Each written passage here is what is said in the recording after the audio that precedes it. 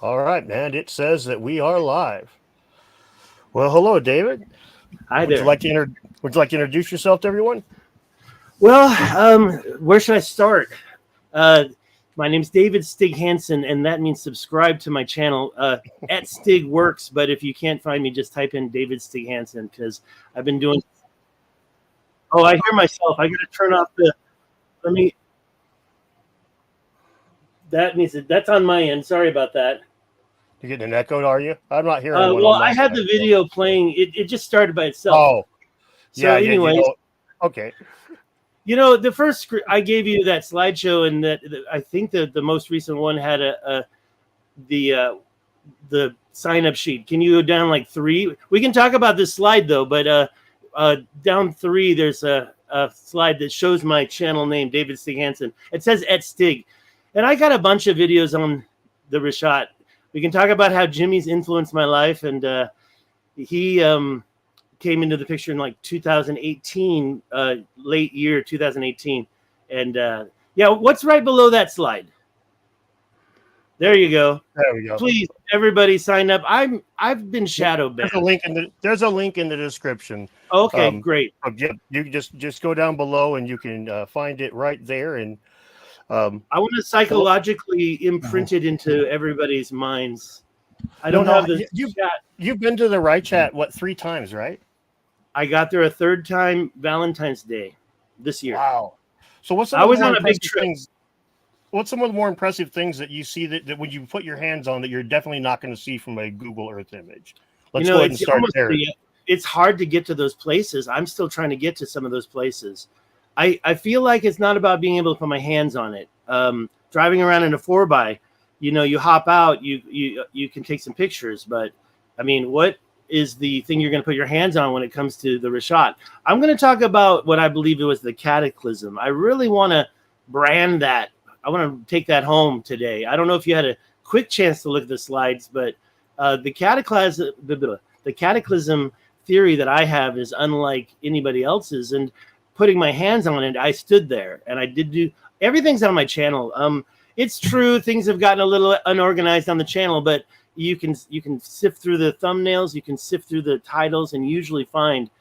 Although I was trying to find my first trip, I went January 2022.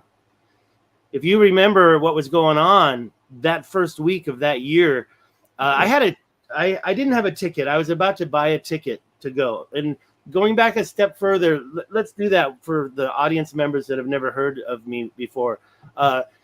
I was in Taiwan. I was working at universities. I was lecturing, and I also did side jobs. And I had to prepare topics all the time. So I was teaching international trade. And, the first thing I like to do is show a timeline and always do the history of slide for the class. These are foreign speakers of English, so it's an ESP type class, special purposes, adult learners who want special vocabulary. And so I'm giving them, these presentations, and I want to show them the history of international trade. I'm going to just turn off this AC so it's a little quieter in here. Let me know how that sounds once I get it off. There it is. How's that sound now? A little quieter? Much quieter. Oh, thanks. Well, I should have turned it off a lot earlier. We're going to leave that off, unless I'm suddenly sweating. So anyways, teaching international trade and trying to provide a timeline, where do you start? And you think, Greece, Rome. And I'm like, what's the real story between international trade? And this took me down this road. Now, in 2009, I posted on Facebook a picture of the Eye of Africa. And this is a long time ago, 15 years. I just got the memory on Facebook. And I reposted it. So if you can find me, you can see the picture. It's in the slide. Anyways, the point is that I did see it. I was a Google Earther back then.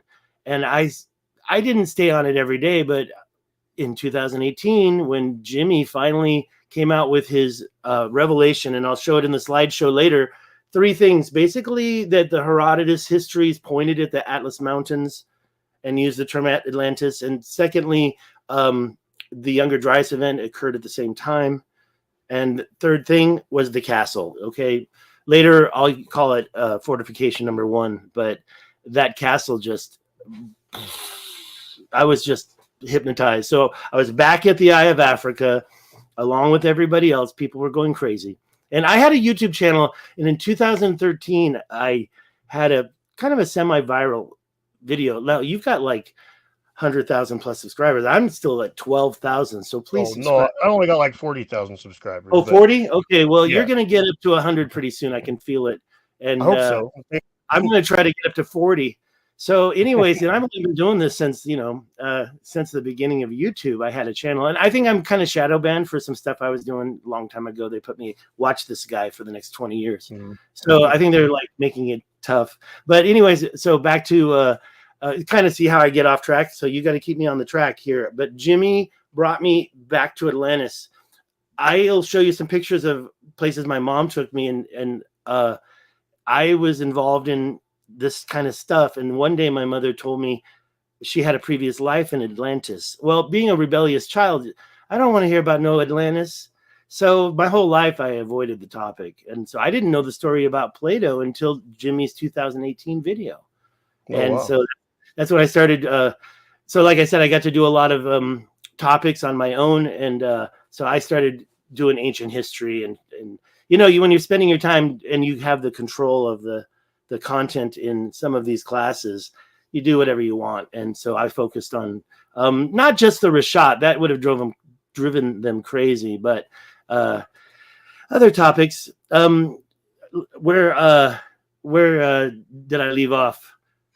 One really quickly, let me thank Rue for the ticket price, and I need to answer a question in the chat because this isn't the first person that's asked it, but it's right now. Have I converted to the Rishat Atlantis hypothesis? I wouldn't say that I have. I've asked Jimmy to be on here, and I've asked David to be on here because I have done almost no research into this. So that's why I put both of them. I scheduled it a couple weeks out to make sure that I had both of them close together, so that I had two differing but similar overlapping opinions on this, so that I can learn about it as well as my subscribers.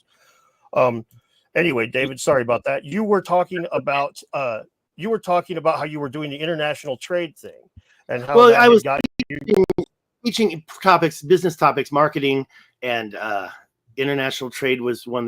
The idea I lived in Taiwan since 1996, over a 25-year period, more than 20 years, and I do speak Chinese.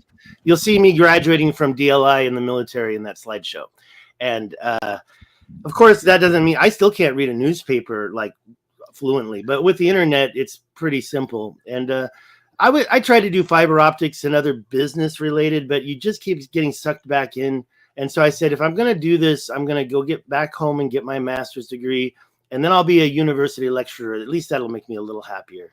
And so then things, over 20 years, let me just be honest, you don't get to earn a lot of money regardless in Taiwan. I'm not going to say they treat everybody, all employees, like slaves, but sometimes they treat all employees like slaves. And then COVID happened, and I was doing what was left of my classes in my bedroom on the computer, just like this. And even YouTube, I think I finally started to delete those where I did them on my channel. And so then my brother passed away. So I'm like, okay, no money. I'm going home. I went right away. He was younger than me, 46. I was 55, 54. So he had a heart attack, and it's like, well, I could be gone tomorrow. And with this rishat stuff, I think it's really important to get it out there. So I'm kind of working on a book, but that's not a way to get it out there anymore. YouTube, and this is all I do. So if you, I kind of have some of the other things going, like when I get subscribed as Jimmy, I'll definitely start to spread out and start to get. Even if you're not monetized, you can put products in your videos.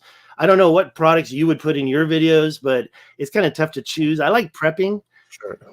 But yeah, there's all kinds of stuff you could put in there. It is tough to choose. But yeah, that's but then you would travel there even more than 3 times. Is that what you're getting at? Okay, so guess what? A month after my brother died, and I'm not very religious, but I think he called my grandmother home, and she passed away, and then I got an inheritance. And so I said, I'm going straight there. I'm not married. I don't have kids.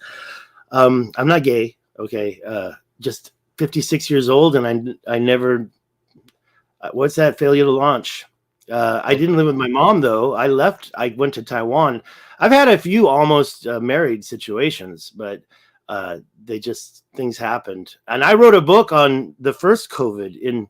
I don't know if you remember SARS, but I have that book on Amazon, and another book about it was almost a Ponzi scheme practically. I got involved in, and I wrote about that. And those books are, and I know that those books are published with my middle name backwards, Gitz Ferrari. So you can find those. And I think I'm not hiding them anymore, but I used to kind of keep them secret. And so I wanted to be a writer in Taiwan, but I painted this. So Nice. if I had to stop everything, I just want to go back into painting. And I want to start more portraits. People have told me to paint the rishat. Maybe I could try. Yeah. So, anyways, yeah. So now, of those things that the rishat, I think one of the things that, as somebody who hasn't researched it a lot, but I'm watching your content, getting ready for this, one of the things that stuck out to me was that the castle, as you called it, or structure number one, I think you also called it. That is something that I haven't really heard a whole lot about, strangely enough, which is funny because it would seem that would be something that would be spoken of a lot. Did you want to elaborate on that a little bit? Like, why hasn't Jimmy talked about it much lately? Oh, just what give us the rundown on it. I think the bottom line is there's a couple of sorry. No, sorry, go ahead. There's a couple of structures on the side. I probably should have put those, but see, that's old news. That's like, we're talking 2024. That's 8 years ago. People were pointing at that. And I think we already figured out it was military related before I even got there. But I have to be honest, when I left after my first trip, okay, so I never finished the 2022 January. There was a COVID outbreak and all the things got canceled. And my travel agent at AAA said, sorry, it's not available anymore. And then I just got online and I got the ticket for like $1,000. And so I showed up. Like I said, I had an inheritance. So I had a pack of cash in my hand. I didn't know what I was doing. I just got the ticket for a month to Mauritania, showed up in Nouakchott, the capital, checked into a hotel, something semi-comfortable. But getting to the structure took me a couple of weeks to figure it all out and get out there, because I'm a little lazy and slow, and I like to relax a little and catch up on my sleep. But Nouakchott, the city, isn't really that hosting. Like, you want to go to the Eye of Africa? Just this way, sir. No, that doesn't exist either. We could talk about that later, but getting to the castle was my main priority. And I took a drone with me. Now, they did ask me if I had a drone, and so technically snuck it in the country, but karma paid me back. I couldn't get it to failure to launch again. And I'm afraid of that drone, so I just put it away and I forgot about it. I got a selfie stick, and I went to the castle. And getting there, I don't want to drop into all the details, but my heart kind of sank. I said, no, this is okay. So it's very straight. And I've had a lot of people call me pseudo-archaeology. I'm like, whatever. But this one guy wanted to collaborate with me, but no more pseudo-archaeology. And I said, I hate to tell you this, but that structure is not old. Okay. He's like, oh, no. He's like, it's old. I mean, he was chatting, but that's the way I got from him. I'm like, okay, we got to cut this relationship. But, don't call me a pseudo-archaeologist and then want to collab with me. Because first of all, I think Jimmy Graham Hancock says I'm a journalist. I think Jimmy, in his way, is a journalist. We're journalists. We're not I'm a researcher because I go there and I post, and Jimmy's a researcher because he posts his material. Graham Hancock's a researcher. You research when you're a journalist, right? So, I mean, it's not like I'm claiming to be an archaeologist. Now, that being said, Milo and Milo had a recent video, Stefan Milo and Minuteman or whatever. And I actually watched the whole thing, and I was charging with all the chats. So you can find my comments on it. But they didn't do their research. And the thing I was going to say is, one thing Stefan Milo said was Google Earth is a legitimate form of archaeology. So I think I can at this point call myself an archaeologist. There you go. Thank you very much. I just justified it. That beautiful. Let me You got the super chat. just we got a Yeah. super chat. Yep, from Daniel Whitaker. Plato knew Libya, Herodotus' maps. He would have named it as Atlantis had it been so. He said go north out of the pillars past the islands, not south. Either way, Plato knew of the Atlas Mountains. Oh, I'm sure Plato did. And the fact is he probably knew the name Atlas Mountains. It just didn't get into the writing that people are looking at today. But would you read? I mean, I don't know if you've taken a look at what Plato wrote. I can talk about this a little bit. Go ahead. But Absolutely. I would say one thing is, does it ring Santorini? It does not ring Santorini to me. I'm tired of this allegory. And that happened to that Milo and Milo video. And I'm just like, oh my God, it was in the chats. I mean, they were okay. Somebody commented on what I said in the last interview that I did, which was recently. And he said, you said you wanted to punch that mini Minuteman guy right in his smug face. I did? I don't remember saying it. I just don't like, you know what? I typed it. I said, what's all the giggling about? Stop fucking giggling and say something. They didn't look at the archaeology in that video. But the one thing Stefan said was, Google Earthing is a legitimate form of archaeology. Yeah, my very first video actually was addressing both Stefan Milo and Mini Minuteman. I think I may have seen that. I saw a couple debunkings of ancient apocalypse. Yeah, they're Stefan's better at his research than Milo is. Milo's better at his presentation than Stefan is. But I find a lot of holes in Mini Minuteman's work, even after he hired a fact checker. It's still his fact checker needs a fact checker. So we'll just put that out there. He not trying to get anybody fired. Fired. Oh well, whatever. I mean, in this world, you don't know what's going to happen, anyways. I don't believe that they're going to see this. Maybe they could subscribe to my channel and just look. Look, I'm not making. Okay, I speculate, but when I do, I say I'm speculating. I wanted to say that Mini Minuteman made one mistake talking about the precession of the equinox, and he was going on and on about it. But the point he made was just about regular seasons that happen every regular year. And I was like, what? And so I typed, yeah, the thing that they really messed up on was they saw the same thing, the castle. And they're like, that's a fence. That's this, that's that. I'm like, did they not do any research? That smug smile didn't leave his face, but he failed to do a spec. The thing was about archaeology of the rishat structure, and they showed zero archaeology of the rishat structure because honestly, there is no real archaeology. And what happened to that cataclysm? I'll show you in a second. In my opinion, here's one of the funny things that when they just can't seem to accept that there's places that archaeology just really can't tell us very much, but they still want to tell you that archaeology is a thing there, but it's like you say, it's in many cases there's really not any archaeology that's been done or that's conclusive in any meaningful sense, but they'll still, as you just said, weigh in on it. Well, and that's something about the papers that are on the rishat structure. A lot of them. Randall Carlson put up a bunch about maybe 7 years ago. He did a whole series, and I watched them all, and I found those papers. And then he said something that haunted me for years before I went, but then I blocked it, just like I kind of blocked the rishat structure itself after a while. I zoomed into it in 2009, and I was just like, what the hell? And then when Jimmy came out with his new information for the world, and that's really what put this structure on the map, was just another mind blower. But I still hadn't really gotten to the topography. My computer at the time, oh my gosh, that computer, it really wasn't giving me, and Google Earth and Google Earth Pro and all these platforms, they don't really do it. But now we've kind of gotten it much better with topography platforms. I'm using one called Cal Topo. Jimmy's friend Jason Austin gave me that link, and I love that Cal Topo. And some other ones you can upload. I've got a KML or KMZ file that shows all the locations, and I want to post it somewhere.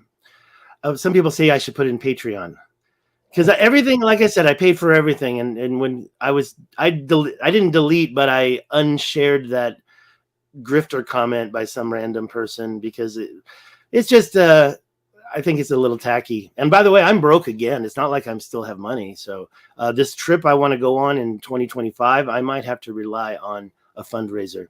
And I have a reason for going, and I'm happy to, how much do you think it would cost to go have a tour?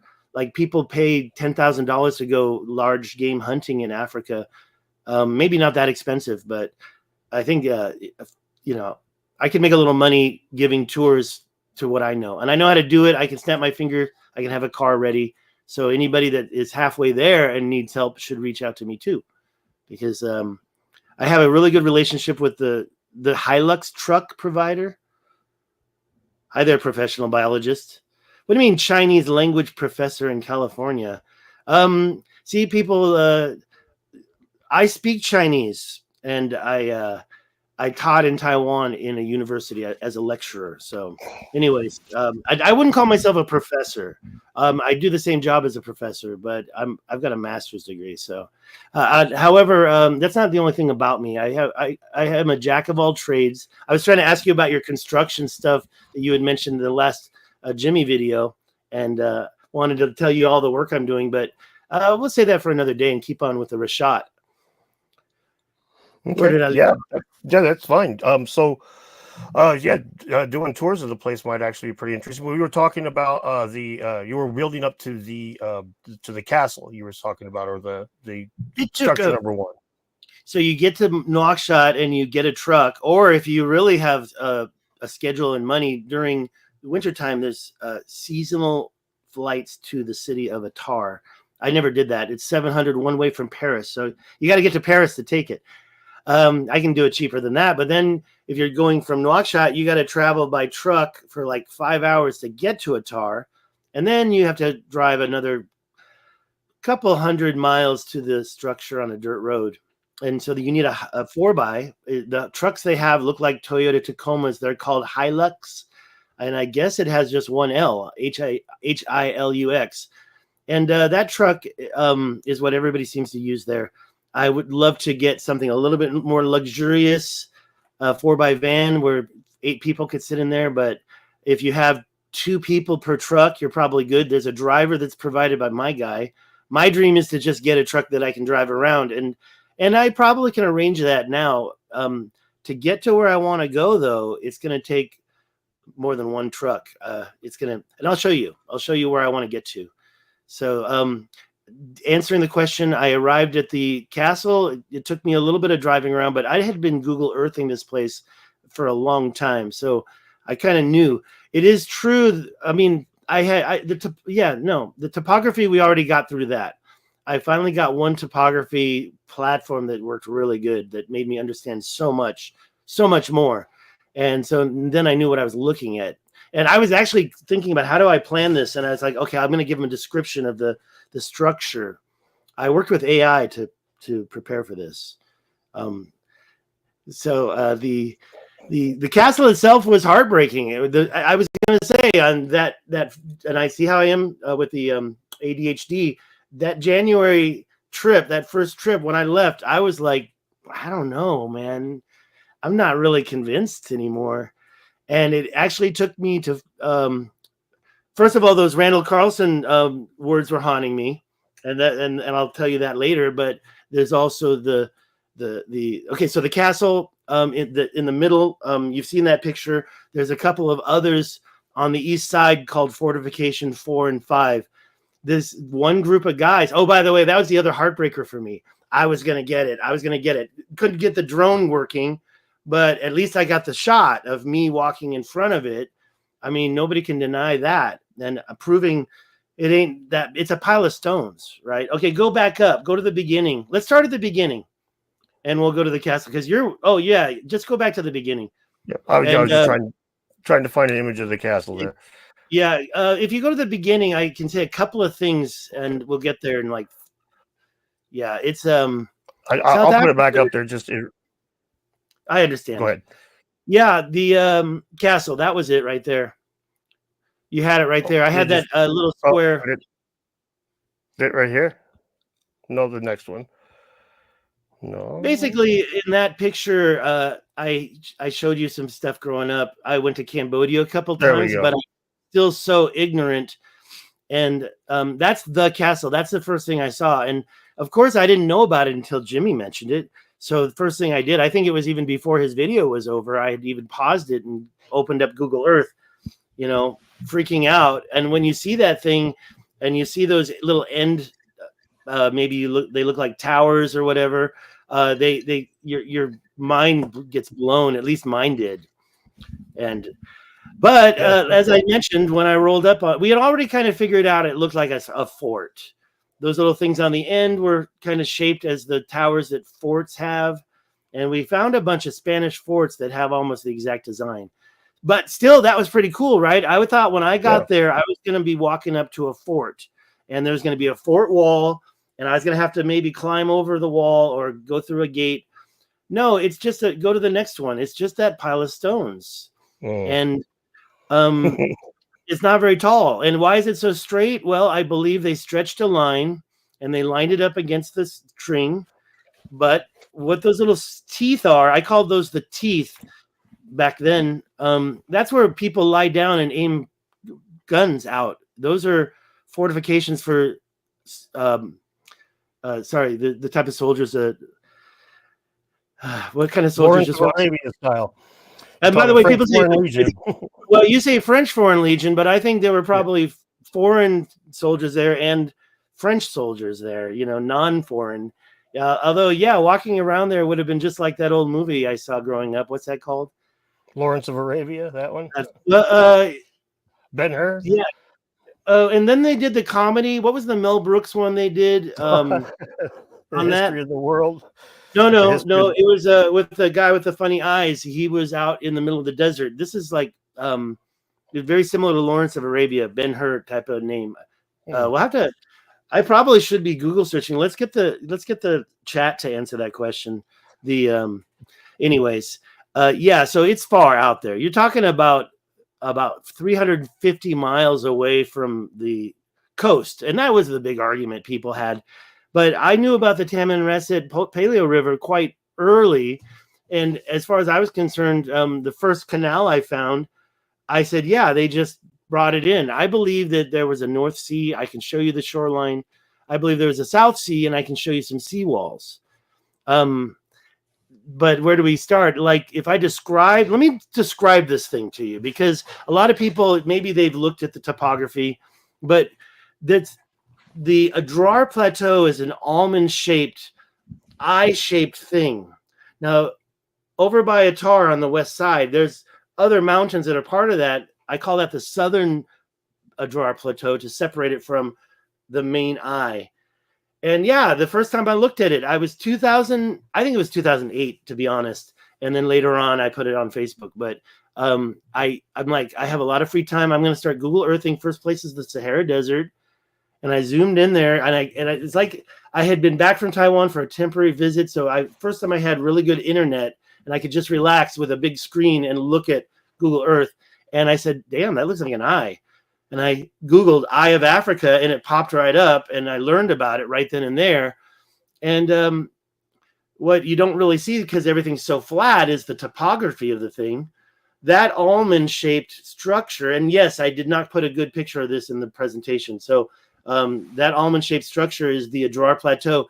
And when you're in the city of Atar, I call that the Atar Plateau. That's a little bit high, but then you drive out and you climb up to the top of the Adrar Plateau. And then at that point where you get up there, that's the highest point in the Adrar Plateau. There's a lot of things right there that I went back to. And I can talk about that. Ancient quarrying. And those were Randall Carlson's words that haunted me. You know, I know that Randall Carlson is Team Azores, and you were talking about whether or not you should be Team Rishat. Well, maybe I should tell you off air, but my opinion at this point is you should keep an open mind. And I'm speculating a lot because I've had a lot of time to think about this, but I can totally understand the idea to just show it. And I do want to just show things. When I speculate, I'm going to let you know how it was created, how it was destroyed, what happened. Now, and that's another thing. Jimmy said it too. There could be no Atlantis there, but there was definitely an ancient civilization there. And I can show you how that ancient civilization was probably destroyed. At the time of the Younger Dryas, I think it's possible. Although the event, I don't think was the same. We could get into that later. Whatever caused the black mat, I think the Carolina Bays are a big old red sore thumb. And we can talk more about that later. But you can talk about it now if you want. It's, I mean, no, I have it in the slideshow, so I don't want to. When I say talk about it later, it's because it's lined up. All right. Well, we got the slides back up, and well, the description is not in the slideshow. Let me just finish up a little bit with the description. Okay. So that almond-shaped plateau, when you're driving from Attar up to the top, you're looking at the mountainside, and it is not like this lush soil. It is pure slate looking. Now, according to researchers, I've been sent this picture. It's sandstone, different types of sandstone. So I've tried to figure out what that stuff is going up the mountain. It's 2,000 feet thick. Like, I bet you it's even deeper, but that almond-shaped structure suddenly has this basin, this bowl in it with the 3 rings going down 800 feet. And by the way, there is a shoreline around that. So I do believe it was full of water. And that, I hate to say, begs the question. That's just so wrong. That's a logical fallacy, right? But it does beg one to ask the question whether or not that big, huge opening, I call it the mouth of the Rishat, in the southwest kind of a part, I would say corner, but it's a circle. And that thing's big, but according to Plato, that entry point, if it was Atlantis, was covered. It was a covered canal. And so maybe that's the reason why there is a mouth of the Rishat structure. So we have this basin in the middle of a 2,000 foot thick, I want to say slate, but it's supposed to be sandstone. I don't know if you can call, I don't think that's the same stone. And I do question what stone it is. I mean, Randall Carlson haunted me for years, saying in his videos back in, everybody knows what I'm going to do, there were chert outcrops in this structure being quarried by somebody hundreds and thousands of years ago. Now, he said that, and everybody in his room just went quiet. We're talking about, all the boys that are there on the set. Back when he was doing more live streams, he doesn't do that many live streams anymore. But the 2 musicians that have a winery, and also the bald guy, bald guy, they all just went quiet. And I was like, what paper did that come out of? And so I kind of forgot about it, because I heard that before I ever went. After the first trip, my heart was broken. And then I found the 50-mile long quarry. And that's like, there was definitely somebody doing something major. This is infrastructure. So we have quarries that are 50 miles long in one direction.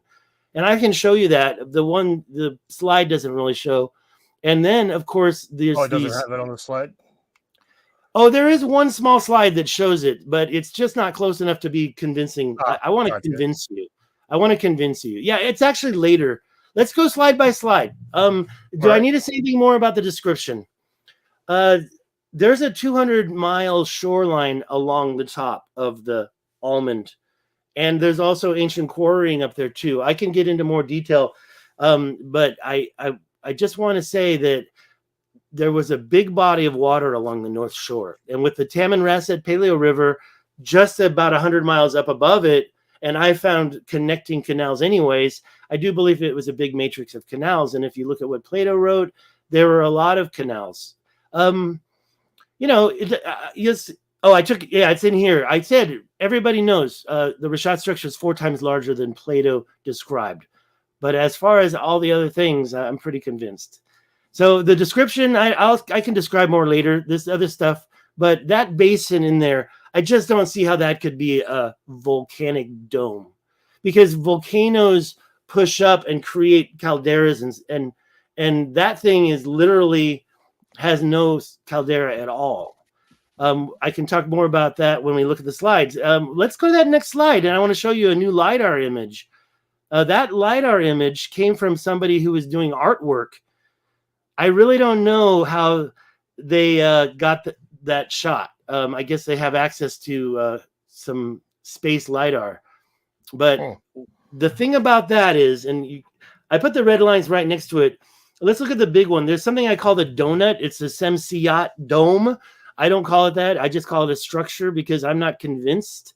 I even now think it could be some ancient attribute from Atlantis. But right below it, there is a line that goes across and crosses two rivers. I've been looking at that line for a long time. I just couldn't figure it out. But this new LiDAR shot made me realize that was some damming activity. And I'm going to show you some stuff in South Africa that just made me unable to unsee this ancient activity going on all over the place. But what you see above it, okay, so below it, you're seeing another little dam. There's also one that goes up down that I didn't circle. And if you go to the donut, what the heck was that? I've been there. I can talk about that, but I drove there. And then up above it, you've got, that's the Wadan River. It's a dry riverbed, but there's actually there's water in there right now. They had a good rain season last year. So there's a lot of puddles in there. And there's lots of animals. That's another thing those Milo and Milo guys said, no animals. I took it out of this because I was going to get rid of slides, but I just found camels and a big old, there's camels everywhere. And there's also, of course, domesticated animals, but the wild animals, there's a bunch of them, a bunch of felines, dogs, canines. On the other side, there's some straight lines too. I consider that agricultural ridges. I don't really think you could call those canals, but the fact that those lines are so parallel and straight, and I know that's not going to convince you just by looking at that image. That's not the image that convinced me, but that LiDAR just came out. What does it prove? We need more LiDAR. I used to not think so. I used to say it's the desert. You don't need LiDAR in the desert. Well, I kind of am wrong because LiDAR can get down to a certain pixel or certain size and show more. Also, you can see a good image of the shoreline above that. In fact, I think I may have deleted a picture that I just wanted to, because I was going to try to reduce the number of pictures we show. But that shoreline up above goes down about 800 feet and you get a lake, Playa Lake, and then the sand above it, as you can see in the top left corner, it goes over that Playa Lake. So we don't know how big that water basin was. I believe it was really big. Core drills, not in my opinion. I don't really look at the comments, but I saw core drills. Yeah. No, you're not allowed to go dig. A lot of people type, "Oh, we got to get in there and start digging." Not without the government's permission, and that's why. Don't think so. Luke Wack. Never see. I shouldn't even be looking at those. But anyway, so right. This LiDAR is pretty good. And then I'm looking at the next slide. I did go to Sage Wall. I do have a lot of information about North America, including ridges such as these, quite intelligent ridges. I believe there were mountain builders out there, but I don't want people navigating away so quickly. So I want to try to net you in with this rishat structure information. But yeah, I went to the Sage Wall next. Not next. I just went there about, it's been maybe 2 months now. And they recently cleared out the back. Do you know who Wandering Wolf is? I do. He was on the channel. I had him on live stream just like you. Okay, good. Yeah, I think I saw that. I just kind of forgot. He's the one who opened up. I really do believe that was a intelligently created wall right there. I've seen natural geology that makes cracks like that, but there's just a couple of things, especially when they cleared out the back, and I got back there, so it's on my channel, and you can see what looks like what's that? What? Oh, you froze up for a second, but you're fine. I did? Okay. It was just a hiccup. Just a hiccup. Yeah, if I'm not talking, you know I'm frozen. Anyways, there's a little thing in the back that makes me think. Also, I want to tell you, that's ferromagnetic. If you take a magnet, it'll stick to those stones. And I mentioned that when he was on. That was pretty cool. The ridges that I've found have the same thing. There's like I don't want to say it's granite, but there's like so I don't want to get into it, but I kind of think that there was something geopolymer going on, and it had to be. We can talk about that more later. Let's stick with the rishat. Let's move to the next slide. Yeah. So that second trip, I still hadn't discovered this, but the second trip I had gotten to. Okay, so it wasn't the second trip. It was after the second trip I discovered this. But I was already interested in going back a second time, and so I did. But that is what I call the southern Adrar. Those mountains are crazy because if you're looking at Google Earth, they're just all over the place. It's not like a naturally formed mountain you would find in California. You're in Washington, and I think the mountains in Western United States are pretty, like, you look at them and it's like, oh, I can see how that formed. But what we have here, it's a big mess. There's a whole lot of things in that picture I want to talk about, but that canal, and I think it might be the next slide, right? Let me just go and see what the next slide is before you go there. No. Okay, so the next thing I want to show you. So that put me back. There were other canals. I walked down 2 parallel canals, and I was still pretty convinced that they weren't natural. I know how rivers are formed, and they don't form in straight lines for 10 miles. And so those are the parallel canals. I did walk down that my first trip. And the thing is that, I almost forgot about stuff like that because it's been so long ago, and I'm discovering new stuff all the time. So, I really have to go through it all, and I will show you some slides of it later, but this one, 50 miles. And guess what else? By the way, I discovered this during a live stream, and I was just like, what? And then I said, where is it pointing? It's pointing right into the mouth of the Richat structure. And yeah, the dotted part, the dotted line, that's just sand. But there are some things out there that make me think there's a water wall out there that makes me think that they were controlling water. And there's a big, huge one. But instead of doing that, let's talk about things that really, because you could be thinking I'm crazy right now. And I can understand that. A lot of people do.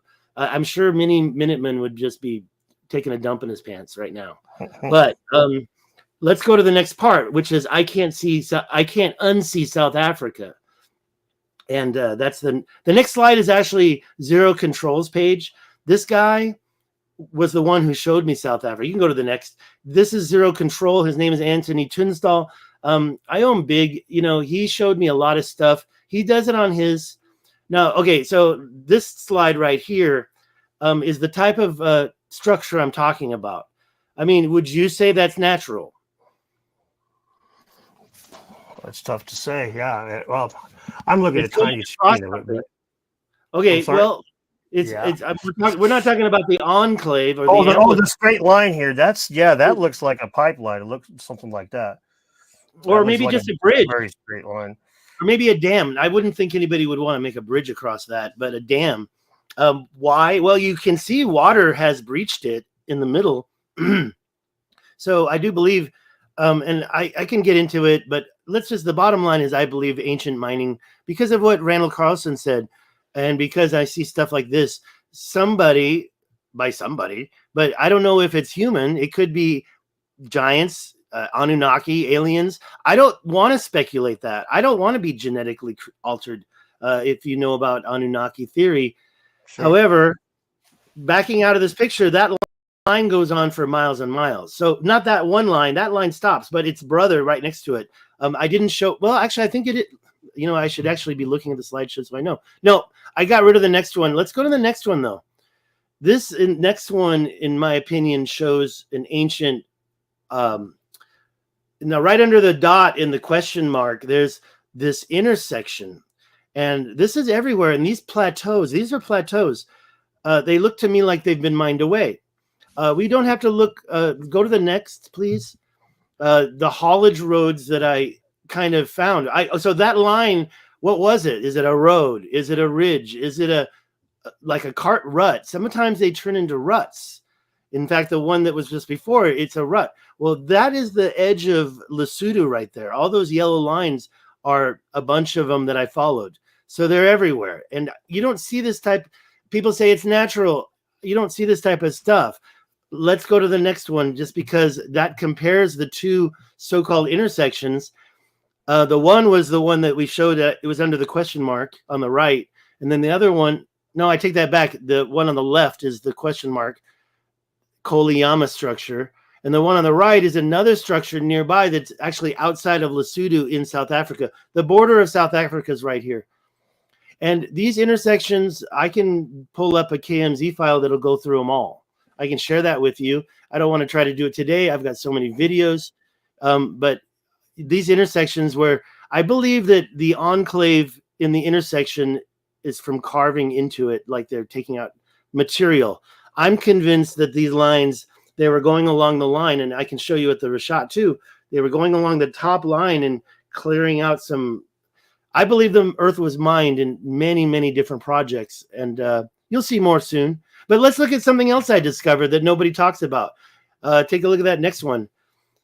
Hello. I mean, look, if you go into Google, earth.google.com and look at that, you're going to see an amazing pyramid-shaped structure because it has a 3D function. But this is, unfortunately, Google Earth Pro. You can't really do it. But that structure to me does not look natural. Also, that line that's in front of it, that line goes on for miles and miles and meets up with another channel. And that other channel called Mohale's Hook, or there's another name for the machine. Okay, it's just like this other structure I showed you above where there's like a bowl. Like, was it some type of a leaching tank, a leaching pond? I know that you need to leach or let stuff settle in mineral when you're trying to mine mineral. Are these all ancient examples of that? Look, I'm not trying to convince you of what these things were at this point. I'm just trying to tell you, yeah, let's go to the next one. These mounds are all over. There's like, I would say that maybe 3 of those are real. And the 4th one, the big one, the one that looks like a giant breast. Maybe that one on the bottom right in the 4 is actually a little flatter. I discovered later. But these are all over. They're not facing any particular direction, like east for vernal equinox. But the first one I showed you, that's called Stig's Mound because there's no name on it. I couldn't find a name, so it's Stig's Mound. The next one shows some channels, and the next one, which I think the audience saw already, was the 90-degree mountains. I just want to say, South Africa changed me, even though I've never been there. From what I've seen on the ground, I believe in my heart that there was ancient mining going on, and that's pre-Atlantis, in my opinion. Older than Atlantis, hundreds and thousands of years ago type of timeline. Okay. You know? By the way, later Randall said 1.2 million. So right there, either humans were around back then or somebody else was doing it. Take a look at the next one, Lesotho channels. There's another 90-degree line that connects those. The one on the left isn't so perfectly straight. The one on the right is perfectly straight at the end near the mountains. I think those are the Lesotho mountains, the highest point down there. You know, I don't want to get into it. You're going to think I'm crazy. Let's go to the next slide. I don't want yeah. I mean, this is what you get. In the left side, you see where the gap starts. So you've got like a 90-degree structure, a perpendicular 90-degree structure, and then it hits that gap. That gap goes for many miles. So it's not a line like you saw where it could have been a dam. It literally looks like it's one of these cart ruts, but they're like 45 feet wide. They're not human-sized cart ruts. And on the right side, I mean, that's really, to me, I don't see how mountains form that way. I would love to look at some better topography on that, but it's been a long time since I should go back on that one. The next slide shows other stuff in South Africa. And that slide compared with the next one, those are not the same picture. Those are right next to each other. So something was going on over there. And the enclave down below, maybe mining or maybe just moving content. And the next one shows the same spot. It's called No Name Road. And so I've been finding these ridges everywhere in Colorado. I got some interesting stuff in Utah. And the next one is it's green. So the seasons change. And what I believe that little white stuff in there, I think it may be some form of ancient slurry, mining slurry. Like they were like putting this stuff in a liquid form and rivering it out of there. Sometimes you see a lot of this white stuff. I did a video on that. The next one is that Mohale's Hook, and that thing again, you see that on the left, like a leaching pond or pit, and that channel goes up into the mountains, just like those other 2 I showed you. So you've got a bunch of channels around Lesotho Mountains. And the last one I think is amazing. We're almost there to the end of South Africa. That one's kind of hard to zoom in, but you've got these same lines going along cliffs, like where there would be a road. And then, as you can see, don't tell me, or maybe you tell me, do you think that that looks like it was naturally formed? I think that this is a smoking gun. Lots of triangles in there. And it seems like material, content was being removed in between the lines. And it goes along the bottom to another triangle and a little mini triangle plateau on the bottom left. And then above that, you can see the cart ruts. It's like that one up above that bottom left in the center. That line is like a gutter. And, yeah, you know, interesting. And it's big. It's so giant. You know, you don't see this big anywhere. Well, maybe Utah, maybe Colorado. And the last one just kind of compares what might have been an ancient mine similar to a modern day mine. And those same lines, those same so-called gutters, sometimes they don't create the gutter, but they look like something vitrified the stone. And there's only one of them. But I think in those intersection pictures I showed you, you see shortcuts. And before the shortcut, you see what is about 45 feet wide. And then when it shortcuts out, then it skinnies out to like 20 feet wide. So maybe that's just a regular car. Maybe that's human. But sometimes they're so weird and straight. And I feel like a giant was riding a unicycle on top of them. So I think we're at the end of that. With that in mind, I kind of feel like the lines I show you in the Sahara Desert are easier to explain that they're not natural, that they are intelligently created. And I'm not even going to show you some of the crazy stuff today because we're already at 1 hour. I'm happy to keep on talking, but I know what time do you have to get off the computer? You have I'd go for another hour. About 9 o'clock my time, so it's almost 8 my time. So 2 hours is about my limit on the weeknights. Well, you know, this is a thing, and when I'm talking about my slides, I like you controlling them because that way I don't get all cray cray. Now, the next slide, let's keep following the line on the slideshow, though. The next one is a possible creation explanation for the rishat structure. And when I saw this, a lot of people trolled me when I started talking about this. And by the way, I've done other lightning strikes on cars, and they certainly weren't like this. They were like the windshield was broken, everybody was dead. You know, there was blood everywhere. So, you know, I couldn't really find a lot of examples of this, but it was definitely on a car. And because if you back out, you can see the car. And it was definitely, you know, looked like something vitrified that metal. Is that the correct term? Vitrification of metal. I believe that you see a same cymatic pattern there in that lightning strike. That cymatic pattern kind of has a frequency, a vibrational frequency. In fact, if you look at the cymatic chart, and in fact, I think, why don't you go down to that, go down a couple to the cymatic chart. That's the car. And then that's the chart. You've got a couple of them that look like the notes, maybe D flat. Is that flat or sharp? That's flat. D flat 2, and the one on the bottom left, A flat 2.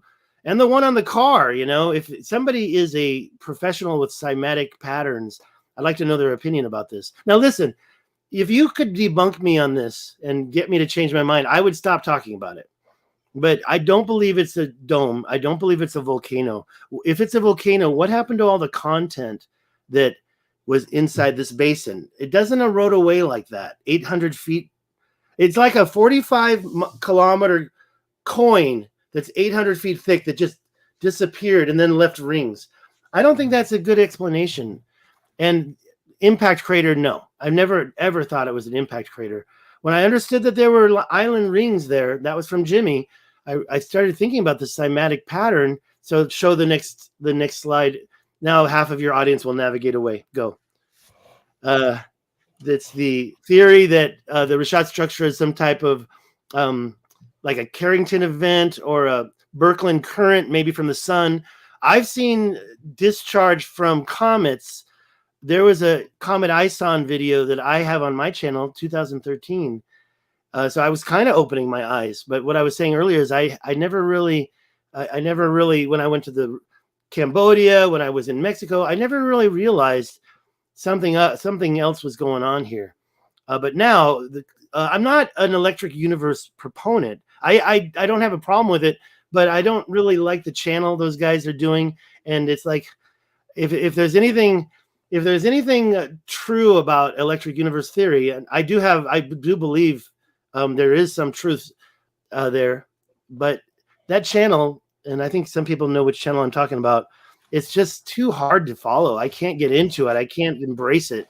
So I'm not really trying to be an electric universe proponent, but I do think I saw in Comet Ison when it passed Jupiter and Mars, there was some electrical events there, and you might look into that. But now this photo, it comes from whatever AI. I got that from the internet, but I think you get my point. Some type of, maybe it was done by aliens, but I just that whole Adrar structure, 2,000 feet or more thick, with all that sandstone, and then snap, something changed. I don't think it was a volcano coming through there. And then again, I haven't been convinced by the geologists that try to tell me that that thing is on top of this giant, whatever volcanoes are on top of, magna field. And just driving through there, I kind of wonder where they get their information from. But, you know, I could be a nutcase. So let's move on to my destruction theory. That's the next one. The local cataclysm. Yeah, and we do have do you know what the string of pearls is? No. When that one comet, and I don't know all the names, this is stuff that Graham Hancock talks about all the time. That one comet went around the sun and broke, and by the way, Comet Ison also shattered. Luckily, it didn't hit us. And Jupiter is kind of a shield because it has a magnetic attraction, I understand. So it's the gravity, actually. Jupiter's just it's so massive that comets just get drawn towards it. Anything that it sucks up about 90% of the junk in the solar system. So when that comet broke up, so it broke up in a long line, they called it the string of pearls, and then that line started to hit Jupiter, and Jupiter was turning. So Shoemaker Levy 9, yes. Yeah. So didn't they call that the string of pearls? Okay, so I hadn't heard it called that, but I wouldn't be surprised if they had. Sorry. So I call this the Mauritanian string of pearls. And no, the craters are not all aged the same, but the Tennemer crater is very similar, possible. Wikipedia says 20,000 years, but it also says plus minus 9,000. So wait, was it 20,000? Anyways, it went back down to about 12. So it's that Tennemer crater could have been related to the period of time, the younger Dryas period of time. Temi Michat, Oelo down south, maybe not. But what I'm calling the heart of salt in English, Sebket el Guelb, that is, and we might as well go next to the next slide, that is right there in the middle of the Rishat structure. And when I talked to geologists about this, they said, oh, that's another volcano. And when I was there, I didn't really see a caldera. I saw a rim, and you can see the rim. Let's go through it. Now, the next slide shows the mock-up I did of what I believe would have been more natural if you have whether or not it's a volcanic dome or my vibrational frequency thing, it's making these rings. Why would it leave? Well, even Randall Carlson said that was a tectonic MAR, M-A-A-R, tectonic. But I just don't see it. Now, we don't have to argue about it all night. Let's go to the next one just to show underneath the topography how this thing really is. Now, you might say, oh, that's not a perfect circle. But wait a minute. The Sebket el Guelb is the heart of salt. I used to think that was the quarry, but I later learned it's just basically a salt flat. And Guelb means heart, and Sebket does kind of mean like the source of salt, but it also is like the source of the floodplain. It's a salt flat, I guess. But that I call it a shallow crater. Now, if there was water in the structure, just like the Carolina Bays are shallow, I believe if the water was there, yeah, it could have destroyed mountains. And what happened to those mountains? That quadrant. And don't ask me why there's a door on the north and a door on the east and maybe a door on the west. I don't understand why those would be there. And yes, you walk right through there, that gap. So those quadrants, I don't understand why they would be like that, but one's missing. And when you look at this, okay, look at the next couple. First, there's a close-up. And you can see there's not a single peak in the middle. There's actually 3 peaks in the middle, actually 4, to be honest. But it's not really a perfect dome in the middle, although anything could have happened over time, weathering. I'm very, I don't like to speculate, but here I am telling you that a cataclysm from an impact destroyed Atlantis. So let me finish that speculation. The next slide shows a pretty clear, actually, because I was reading, you can go to the next one. It's a close-up. It's a pretty clear thing. Now, when you say, well, that's not circular, well, take a good look. The edge has alluvial fans going over the rim all around it. When I was standing there, I could see a place where, okay, so I had a plan. I'm going to go find impact proxies. I talked to George Howard. You know who George Howard is? I do. I was just talking to him yesterday. Okay, I met him 3 Easters ago. I met Graham Hancock and Randall Carlson 3 Easters ago in Sedona. And when I met him, of course, my eyes were opened about the Carolina Bays. And is that the right word? Yeah, anyways. And I said to him, how do I test that crater, what I believe is a crater for impact proxies? And he said, well, you take an iron bar and you rub it in the sand. Well, you can't just rub it. You don't want to rub it in the alluvial fans. Go to the next one, shows better alluvial fans. Go down to, yeah, and closer, the next. And look at those alluvial fans on, that's the north side on the bottom. And then you see where I was standing on the left was another alluvial fan.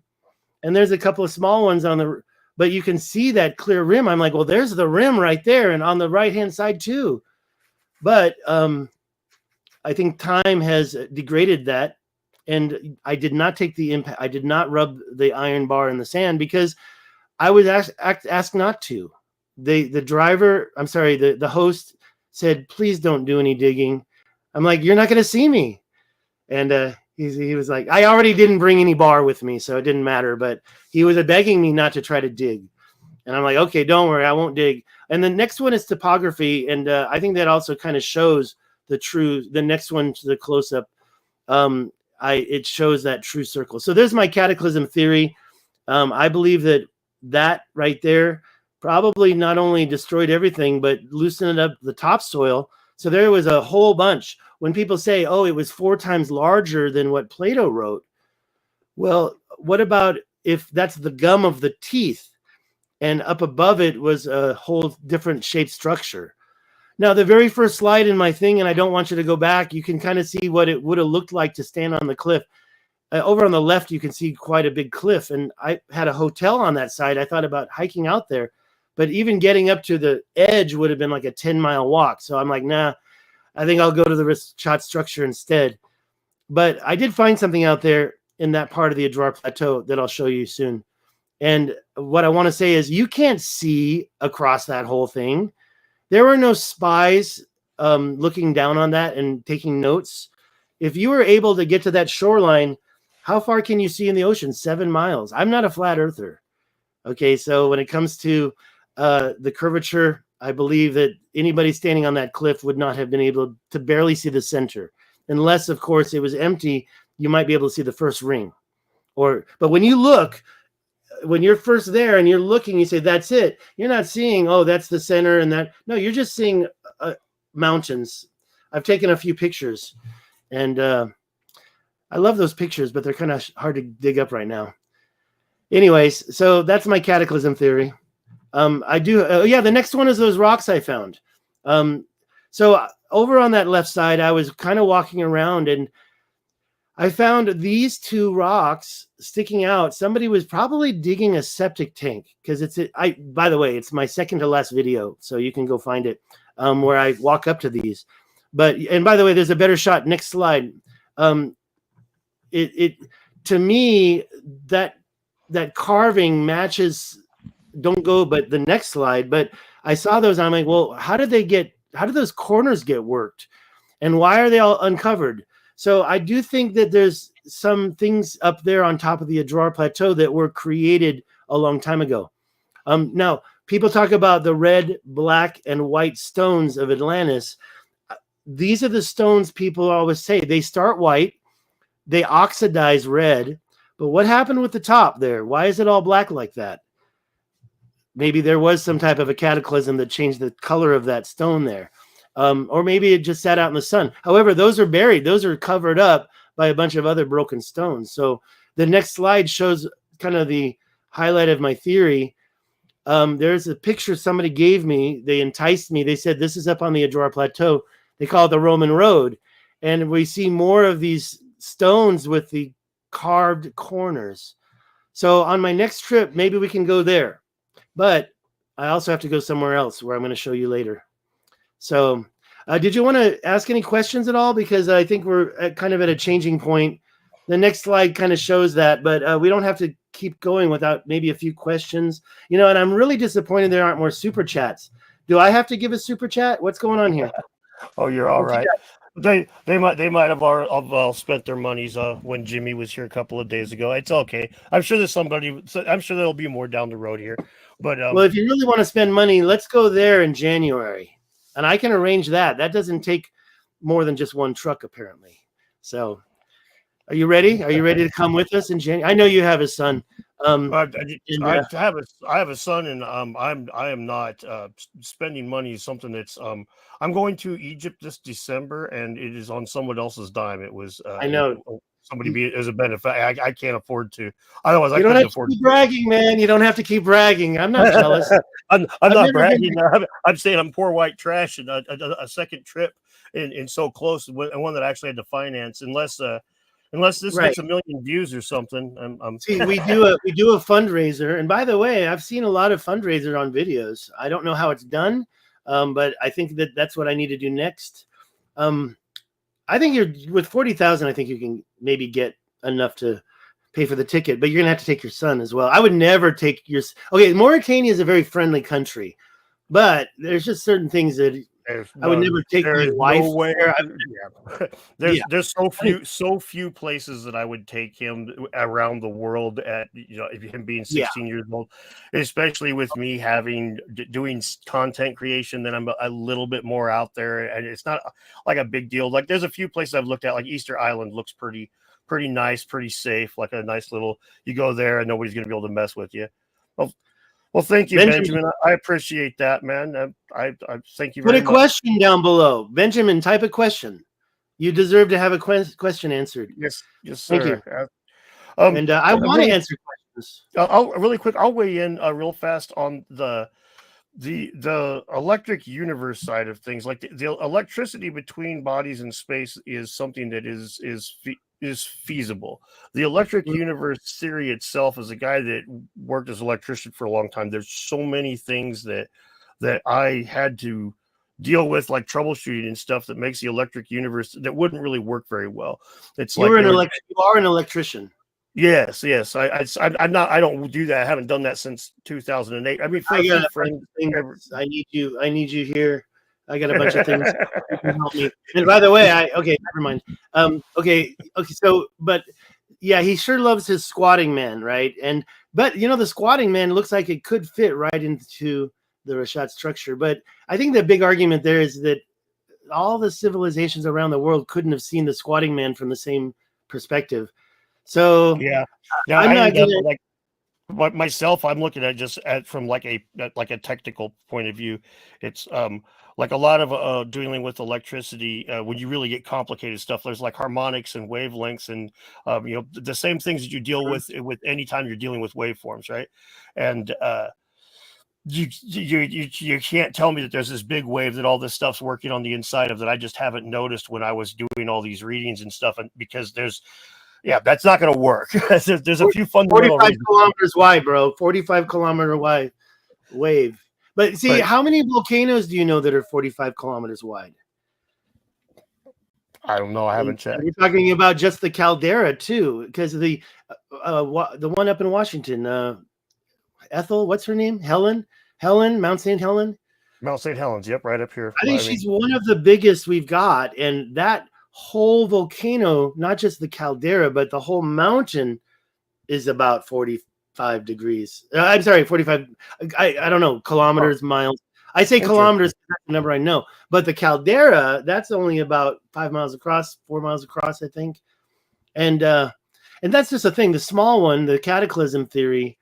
Oh, by the way, pure speculation. I could be disproved, but I had plenty of geologists say, David, I'm a geologist and you're wrong. And that's not the type of response I'm looking for, sir. And then I get the mainstream explanations, and then I get the trolls who know how to read mainstream explanations and parrot them back to you.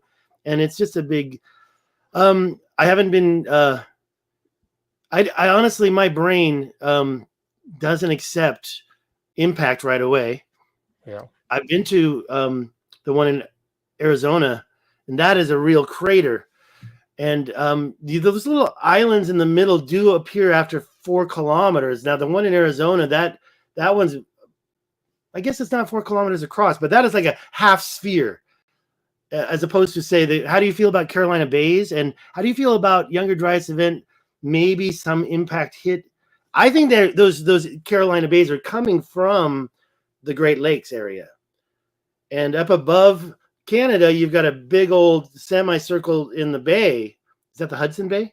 No, yeah, maybe. No, Hudson's Bay. No, it's not the Hudson Bay.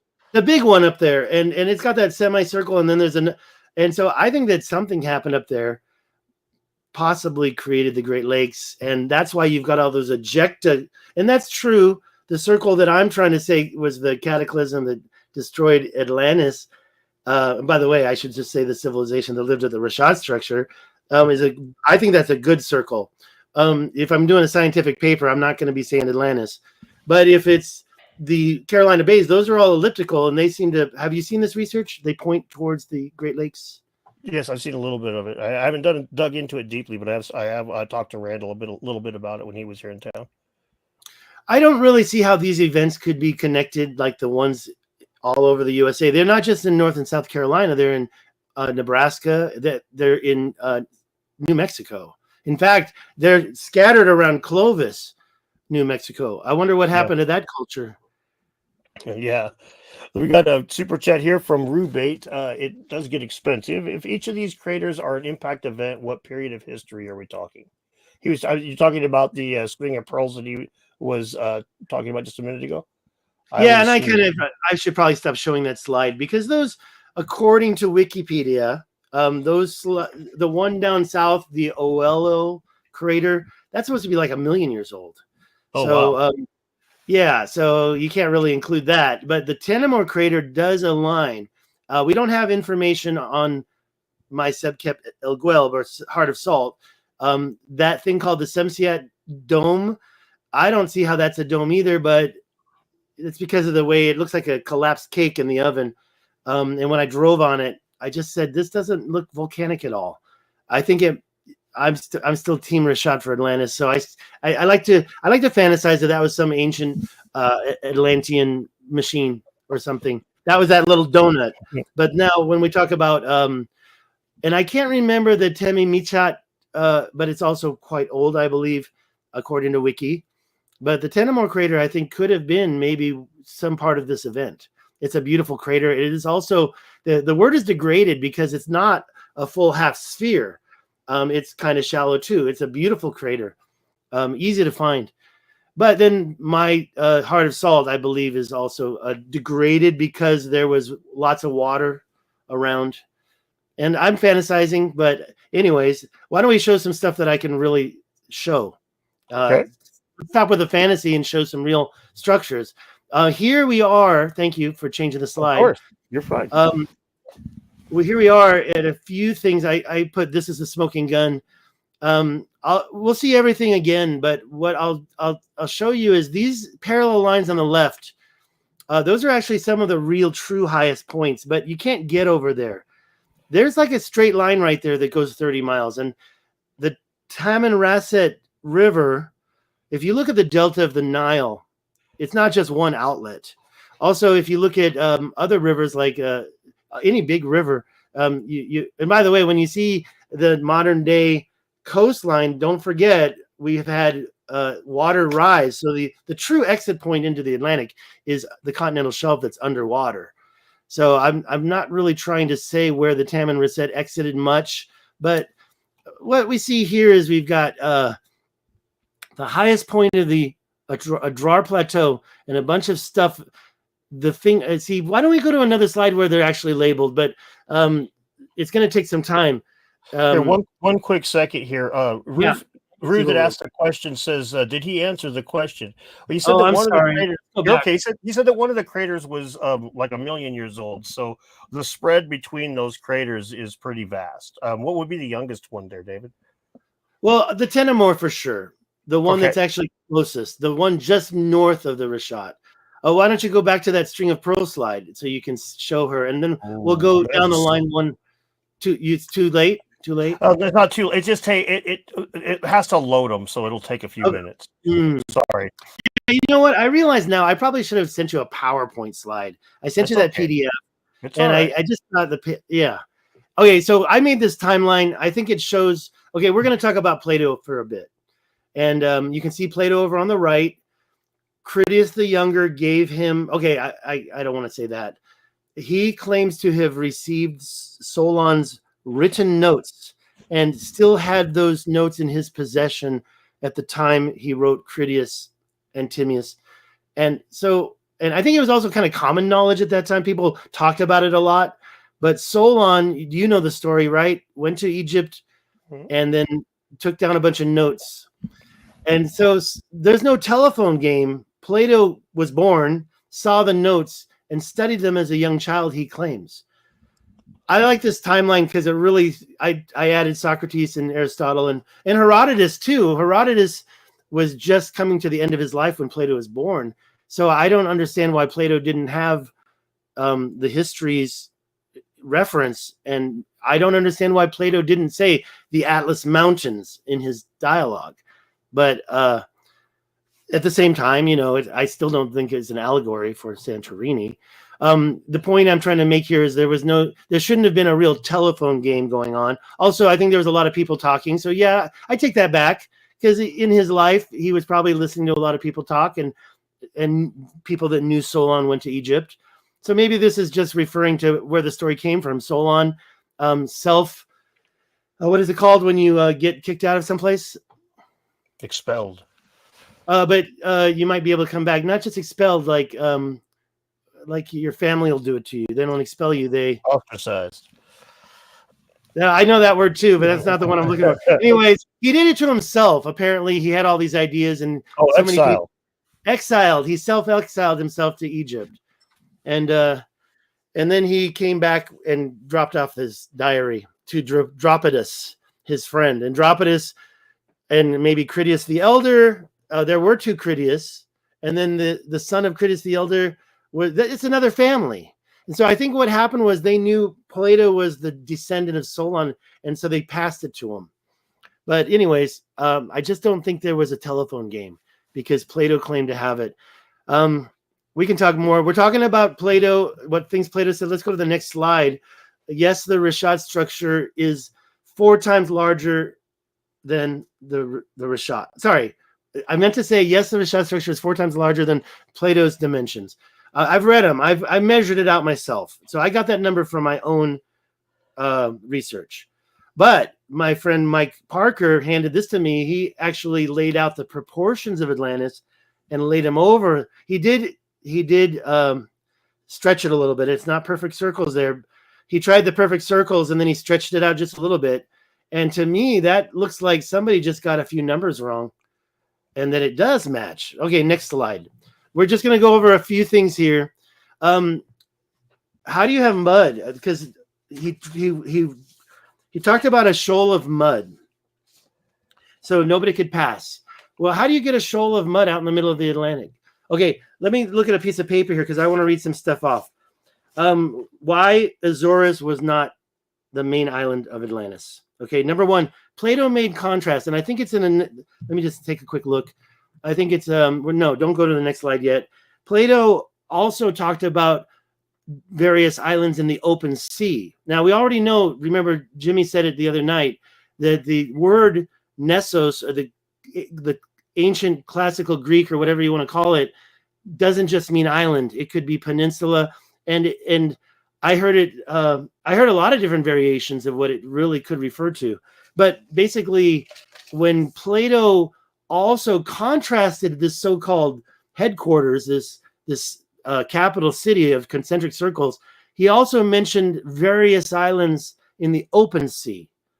So I don't understand how it could be the Azores, because it doesn't say go straight through the Pillars of Hercules and travel into the open sea to get there. And then there's the shoal of mud. There's the continental qualities in the word Nessos, and I got it. So the other part about Azores is a lack of gold, absence of elephants. I mean, this is clearly in the dialogue. That's why I don't think it's Santorini either. And also, people don't read it. I'm sorry, Randall Carlson even said, let's go back to what Plato wrote. Well, Plato wrote that there was a 200,000 square kilometer level plain with matrices of canals every 10 stadia. Well, I see that all over the Sahara, Africa. I'll show you some slides. Namibia has it. But I don't think they have the room out there in the middle of the Atlantic Ocean for it to be the Azores. Okay, now we also can go outside of what Plato wrote. The next slide shows the Piri Reis map. Piri Reis map, if you compare that to modern day maps, that is a damn good coastline. And what do you have? You have a shoal of mud where there's a delta or something for the Tamanrasset River. This was created in the 1500s based on maps from the burned down Library of Alexandria. Well, by the way, do we really know it was burned down? I've been looking at new information. But this map, and by the way, it has some of Christopher Columbus's data on it. So it's a new map, 1500s. But you see the Tamanrasset River very clearly. Was it still there when the map was created, or was that river on older data maps that it was used? It's quite clear. You can see Cape Blanco, you can see Cape Timorous, and you can see the river go up into the mountains and then stop. Another guy thought that mountain was the shoal of mud. I'm like, no. The shoal of mud is on the coast, making it hard for you to enter the river. But anyways, that's all guessing. But look at this circle that you see over on the right. Now, I don't know if that's Mansa Musa. I don't think that's Mansa Musa, the richest man in the world, who collected all that gold. Could it be King Atlas of Mauritania? Not the king that was the son, that was the king of Atlantis, Atlas, but the king that was later on King Atlas. We'll talk about him in a second because I've got a slide. But go to the next slide and we can zoom in on that weird circle. Those are water bodies, right? Those would be rivers. And what we see are two of them. Well, later on, maybe I can show you two very similar structures. Did you know there's a second eye out there? Did you know there's a third eye? The eye of Africa is not just one. So we'll look at those. We'll look at those later. But let's go to the next slide. We're still talking about references. Plato said, yeah, I already said that. There were a diverse islands in the open sea, and also mentioned that they held sway in our direction over the country within the pillars, Egypt and Tyrrhenia. Well, okay, so Tyrrhenia is right by Sicily. And so we're talking about within the pillars. So I think it was, let's just put it this way. When the Cataclysm happened, the survivors of Atlantis were already in Egypt. Okay, I had to argue with AI about that. They're like, no, they weren't. I'm like, well, how can you hold sway over a country if you're not there? So anyways, that's my argument about the survivors. But let's go back up to the top. Let's go back up. Let's go to the next slide. This little map, I call that part of, okay, so I used to think the red part was still Libya, but then because of that Tamanrasset, and by the way, at that northern point, right below the Pillars of Hercules, there was like an opening there, that lake, I'm forgetting, but there could have been ancient oceans or whatever. And I have heard rumors of that same cataclysm closing up the rivers.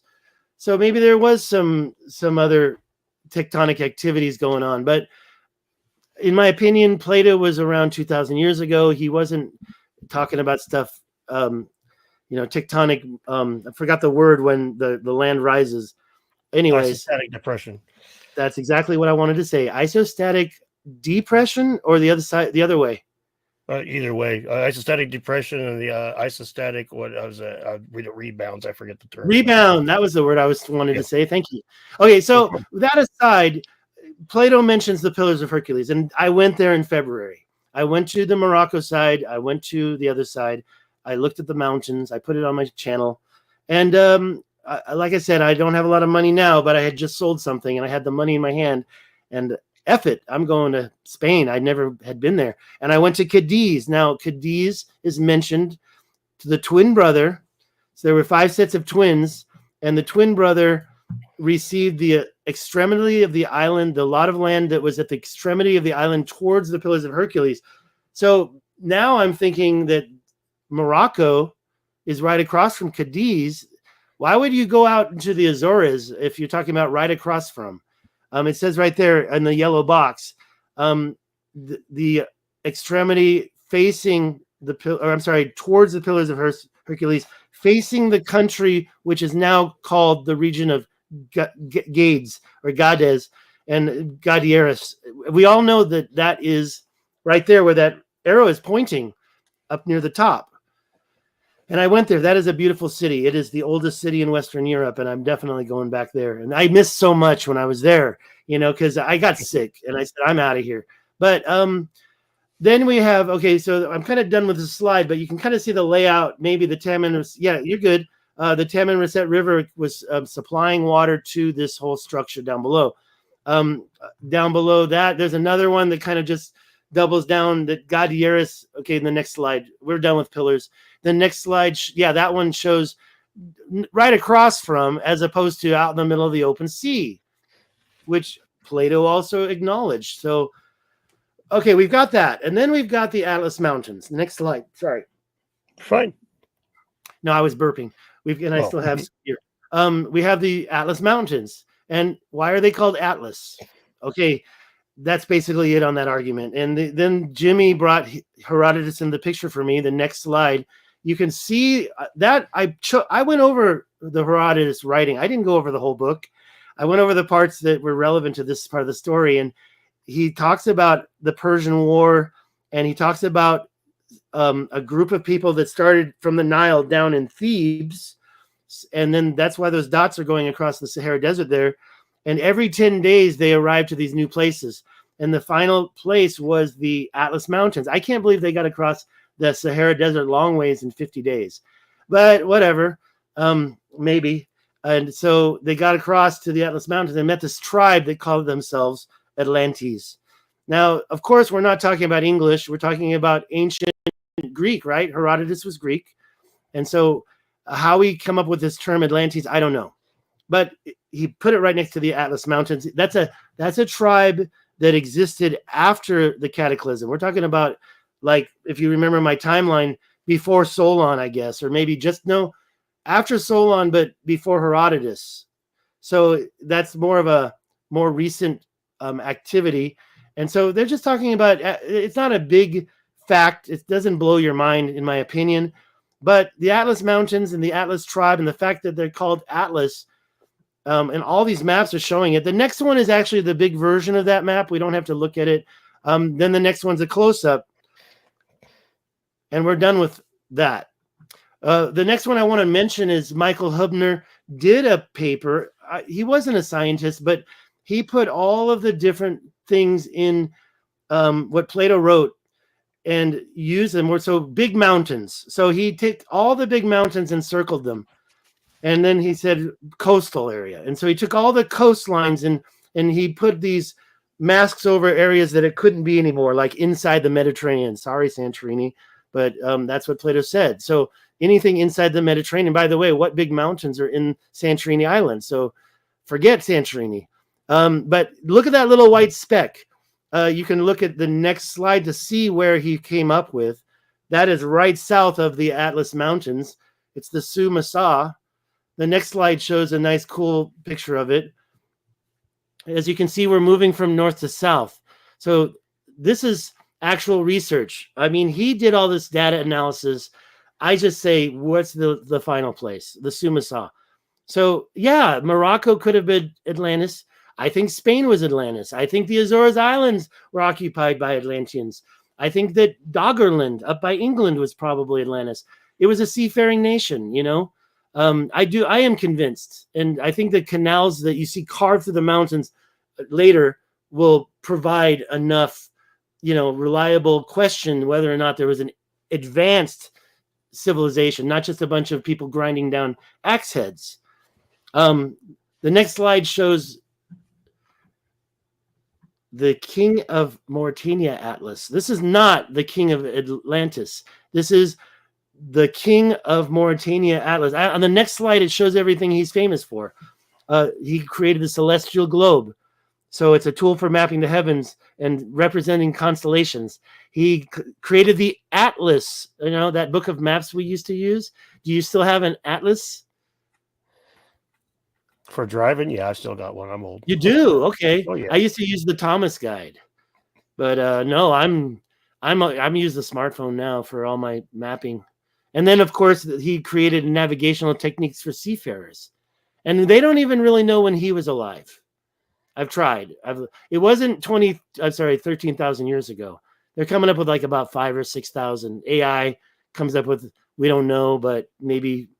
So I've asked. But I think what you can say is that this Atlas theme seems to keep reoccurring in Africa, in the Western Sahara. The next thing people argue about, the next thing is actually comes from, never remember his name. The next slide just shows a new idea of how the Taman Reset changes the picture. And after that, the slide after that shows the Taman Reset. And then next, with all the ancient lakes that used to be around that area, there was certainly enough water to supply this. I believe it in my heart. You look at the shoreline that's down there north of the Richat structure. Does it get expensive? Oh, that's the same person. Did we get any more super chats? No. She said, "Does it get expensive?" What do you think she meant when she said, "Does it get expensive?" Going to the Richat structure. You're talking about, we were talking about traveling around and just that stuff in general, I think. Well, yeah, you know, I got really lucky because, as I mentioned, there was an outbreak, and so after I never put any money down, but it was going to be about $1,500 to $2,000 for the ticket, and then I got online and got the ticket for $1,000 round trip from Los Angeles, and so I'm like, done. I paid for it, you know, so that was a done deal. And then I had a few days to prepare, but I had already been preparing for the trip, and I took my own food. I can talk about that. It just got, yeah, we can get into those details, but the ticket now would be about $1,000. Was just mentioning that in passing as he was let us know why he was donating some bucks. Well, I want to get through a little bit more in the next half hour, and I don't see how we're going to be able to do it unless we double down on the speed. So all of these next slides, these next two, is back to the Piri Reis map saying, yes, the Taman Reset River was big. Those other rivers down below the elephant, that's the Senegal River complex. That still exists. I don't know about those lakes, but the out point is correct. So I'm convinced by Piri Reis alone. The next slide kind of shows my theme here. We've got that big thick line was the ancient Taman Reset going up and over that black dot, which is a major iron. That's where the largest train in the world comes from. And then the line along the coast, that's the ancient shoreline, the ancient coastline. So you've got a lot of room. That Taman Reset didn't just exit right there by the modern day area. It exited out, and you can even see the little dotted line that a big river like that leaves a score mark on the ocean floor. You can see it there. It's almost aligned perfectly, but these other little lines I drew in there is where I believe other canals were. I believe there was a second one that went down on the other side of the Cape Timorous. That's just a personal theory, but I don't see how it couldn't have happened. On the parallel canals that I walked down are on there, and I think that was maybe flood control.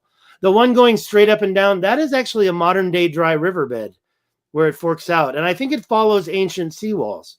But since we're kind of in a hurry, why don't we move down to the next little skinny slide? I really believe that there were ancient seas in here. You've got that shoreline going across the north side that really proves it. The south side, you don't see any shoreline, but you see sand has drifted over. Even at the bottom of the Rishat, you don't get to go in the true basin of the bottom of the Rishat because you've got sand filling it up. And by the way, I don't know if you've ever been forebuying. I did a lot of forebuying when I was a teenager. But when I was going across that sand, I was shitting my pants. I was like, we are going to get buried right now. I was scared. That Anyway. was, Well, so the guy did stop once on the way back because he saw a rock he wanted to go pick up. And when he got back into the truck and started driving again, it started spinning the tires, and he knew what to do. And he kind of did this rocking back and forth thing. But again, I was starting to crown. And he got it going, and I looked at him, and I rolled down the window and pretended to throw his rock out the window. But we were joking. He was a nice driver. He couldn't speak English, and I don't speak French, and I don't speak Arabic. Okay, let's look at the next slide. That shows the corner of the eye away from Attar, so the eastern corner. And the bottom line is that you can see this lake bed that existed right there on the north shore. It's not the best picture to show you to try to convince you, but the point I'm trying to make is that the sand coming from the north and the east, I mean, we certainly can say there was a water event that moved some sand, but I do think we're also having wind events moving sand. It covered up that whole seabed. So we don't know where that dry lake bed ends. We know it disappears under the north sand. South side is a different story. We can look at this next. It shows the canals I found. The 50-mile canal is right there, but I have it broken up. So the 50-mile canal, but up above the Rishat structure where the Taman Risset River is, next slide, we see all these other little things here. This is just one of the shots, but you literally can see an intersection there. I don't know what I did. I got rid of the other ones. So that's just one, but I can show you a bunch of those. And I know that just one is not convincing enough, but you can follow those double. I don't want to call them parallel because they're not perfectly straight. But what do you call it when two lines follow one another like those do? They create that intersection. There's another little intersection, but you can keep following them and you can find other intersections. There's like a grid. This is up north. So there are canals. And the one I walked down, I don't have a name for the parallel canal, so is down below. Next slide shows, and I've given them names, that Twin Peaks and that highest point. Before I put in all the ink, it looks like a deer's head. So I call it Rudolph. And Rudolph's nose is the top peak. Rudolph the red-nosed reindeer. But there's no red. The blue line is the canal I walked down. And I don't have a measurement, but it's about 10 kilometers. And yeah, it has its weaknesses and strengths, but it's one solid canal. About more than 10 feet deep, I'd say. The trees inside it, some of them pop out. Those trees are like 30 feet high, maybe 20 foot. But I'd say the canal is a good. And by the way, it's also kind of full of rubble and sand. Lots of trees are growing in that canal. There's so many things to talk about. And because it's in the slide, in the picture, I want to kind of get you oriented. This is all, like I said, the corner of the eye. I don't know how am I mirrored, so let's not go that way. But the corner of the eye that's on the east, that has a little curve and a canal, but this is on the west side near the city of Attar. It's near that point that you enter Attar, and you can drive over to the highest point, and it's a little plateau, but this is where it starts to get deep. I don't think this is the quarrying that Randall Carlson. I never was able to ask Randall Carlson which quarries, where are they? I finally assumed he was talking about the ones that are in the center of the Rishat, not the very center. We'll talk about those later. But here, I want to say that those lines, if you look closely, I believe those are quarry lines that are manipulating and terraforming that plateau. Those two little twin peaks, I drove next to them. And by the way, before we navigate away, you can see what they're aligned with. They're aligned with what I think is a water wall. If you look at the plateau underneath the water wall, I think you're seeing layers, and I do believe that water wall was placed on top of there. But because of oh great, I got a moth. Because of the moth is saying you're gonna have to go to bed soon. Next slide. Oh wait, before we go to the next slide, So we can see one line goes out from Rudolph the Red-Nosed Reindeer, and it bisects the northern Twin Peak. There's another peak below it. We'll see it soon. That has a bisection line, but you can't see any line that connects. Okay, go to the next slide. On my third trip, I drove there, and I got below those mounds. Now, the weird thing about those mounds is those are not as high as the highest point. So I kind of believe that those mounds were created, maybe overburden dumping, mining tailing. And those bisection lines you see in that picture are on both of those mounds. So I really think that we've got some intelligent design here, not just, I mean, kind of sloppy. Let's hurry. Next slide shows the Kalahari canals in Africa. I don't know if you're familiar with those, but that whole area, and you have to agree that's a big area, has canals, lines going across them that are 10 stadia apart. About a mile. I believe 10 stadia is about a mile. But you have to look up Kalahari canals on your own. But there were ancient river systems. The next two slides, you can go through them pretty quick. That's Phoenix, Arizona. So they found ancient canal systems all over the world. Next slide after that are some ridges that I believe were placed there in Argentina. Okay, so I believe in ancient quarrying. I believe in terraforming. The next part is something special. And because of the time, let's rush into it. We can always go into my channel and look up this stuff. I've done videos. There's all sorts of supporting videos showing these locations. Okay, I show this first because I want you to get what's going on here. You can see the Eye of Africa. You can see the almond-shaped plateau. But I took this, somebody else showed this to me. It's over there on the right, and it's in second. We're going to see this again, so we can move down. Let's go slide by slide.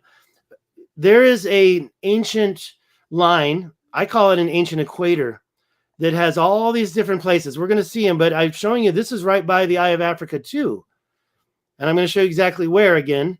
Go below that. Keep going. This next slide shows the line going around the world. We can rush. It's saying that's all I've got. What the heck? What? That's all you've got. Well, that's that can't. Hang on. Let me remove this and see if there's more slides in the. Sorry. That's it said at 100 slides. That was the 100th slide, and I remove that from studio, and then we'll. Sorry about that. You can go into the email if you want to open that and get the pictures that I sent. If that's not it, keep going. I sent you the most relevant pictures, so it's even better than the slideshow in a way, and it's shorter. And we're almost done in 20 minutes. I'm going to kind of look at the chats. Who had a question? Here, I'm going to take that down so I can run through this. Standing on that cliff right there that you showed, the Richat, there's no way you're going to be able to see across the whole thing. 45 miles is just not possible on an earth that's not flat. Please subscribe, youtube.com/@Stig. You can also look up youtube.com/David Stig Hansen. And I got some sweat going. I'm going to go get a rag. I'll be right back. All right. To wipe the brow. I might have to pull off the hat and show my bald head. I apologize. Oh, no, that's okay. That's okay. You know what? 50% of your audience has already navigated away. We got 154 watching. Let me refresh this and see if that number. I'm not going to be able to get the other slides on here without downloading them individually. Well, you know what? I'm sorry. What you didn't see was another Richat structure. And it's over there. So that last one you saw was connecting the centers of those two structures. And then it is exactly parallel. I mean, by eyesight, it's exactly parallel to that ancient equator. So wow. we've got well, by the way, did I refresh this? I didn't. Maybe I didn't. I was trying to see the true number of thumbs up. Right now you've got 70, and I think I did refresh it, but the sound didn't come on. 152 watching now. So I should be really happy. I mean, honestly, it is an honor to talk to you. Thank you for this opportunity. I wanted to thank you in the beginning. You know, they always say, sure, thank you for that first question, but first let me thank you for. Don't worry about it, David. It's a pleasure to have you on. It's like that ancient equator. If you take the circle that it's on a slide that I didn't show you, and you shift it over to the equator, it's the same size. So the North Pole would have been Alaska, right on the coastline where Alaska meets Canada on the south side. That's about where the old North Pole. I don't believe that was anytime recent. So I'm thinking, yeah, maybe there was an axial shift 100,000 years ago. I definitely don't. Anytime I see people that this is the way the axis shifted, I don't believe any of that. I don't know. Maybe somebody can prove something to me. But that equator circle, you just move it over and it covers up our true equator now. Maybe it was an old equator. And parallel to that same line, we're going. That's also ley line number 20. Ley line number 20 in the going through Africa kind of changes numbers. But let me just describe that other structure. It's not exactly like the Richat. It doesn't really look like a crater. But the thing about that one is it has a canal going through it, going right to the center, and then making a sharp turn. And when I say canal, okay, fissure. But how did the fissure know to go to the center of this thing? Did it happen at the same time? I don't think so. Also, there's these ridges going across the top of it as well. So, I mean, we're talking about this other structure creating an ancient alignment. And I supplied you with some other structures around the world. What you didn't see was some more pictures of canals, but I honestly, you saw the main ones. I just kind of doubled down with some close-ups. We kind of missed the 50-mile one. The 50-mile one just aims right towards the mouth of the Richat structure. I want to say a couple things that are following my thing. I showed you that Waden River. That Waden River goes into the Richat structure, but no water goes out of the Richat structure. All the water goes in. So when we talk about the mouth of the Richat structure, how did it get created? If there's no Atlantis, no civilization that altered anything, how did it get created? I don't think you would have had water busting through there, but maybe my Cataclysm could have done it, but I just don't see how it would have left everything else fine. So I feel like it was intelligently created, that door. It's not right on the south, unfortunately. The quarries, I showed you the clip where Randall Carlson said outcrops in the structure that were being quarried by somebody hundreds and thousands of years ago. You better ask him next time you see him. And I finally figured out that he must have been talking about the quarry fields that are over near the place I had already gone, fortification number 4 and 5. I interrupted a story about the guy. Okay, I was heartbroken because I thought I got it. I went back to Nouakchott. I said, I got the castle. But then in the hotel room, like an hour later, I found out about these guys called Atlantis Together. They got to the center. They took 3D scans of everything. And to get out to what used to be called the temple, I used to think these things were big rocks, but they just turned out to be little places where soldiers lied down. So sand filled them in the middle. So these guys, these crazy guys, walked from the center of the structure where the castle is out through all the rings and walked to the two structures that were on the east side where I had to go to get to the Randall Carlson. And I went there. And I saw the point is that these guys walked there. And then they took their 3D scans and they walked back. I took a 4x and I went around. And it was like 40 miles. Anyways, the last place that you didn't see is the place I want to go. I don't know if there's any other way. I can always share the screen with you, but I kind of like toning this down and just talking and answering questions. You're fine. You're fine. There's something you're missing. Go to your channel. It's down below. The link is in the description. So, and I've done a lot of recent videos showing these exact same images, especially the last one, because I'm ramping up to really show this stuff. The thing that the ancient quarries that I wish I could get one up. It has this thing, I call it the Giant's Quarry, and the stones have been carved out of this. It's not part of the main quarry area. It's up in like the mount. So what you see is the Adrar Plateau, and then right below it, this one area has a 6-mile by 3-mile wide lower area that has all these parallel quarry lines. I used to think it was natural. And I thought it was a natural thing, but after looking at it for a long time, after seeing what I can't unsee in South Africa and hearing Randall Carlson say it was being quarried, I'm like, where's the quarrying? Because I didn't find any quarrying until, well, I saw that area and I went to that area, but I didn't interpret it as quarrying. But we had these perpendicular lines. I thought they were animal tracks or human tracks. So I went there. I went back. I revisited that fortification number 4. I was so heartbroken, I didn't even bother going to fortification number 5. I'm like, this is obviously modern day stuff. It ain't no old castle. It's not even a fort. And so, like I said, that 50-mile canal and now the quarry fields, because I found so many. And what I am not going to be able to show you is other quarry fields around that area.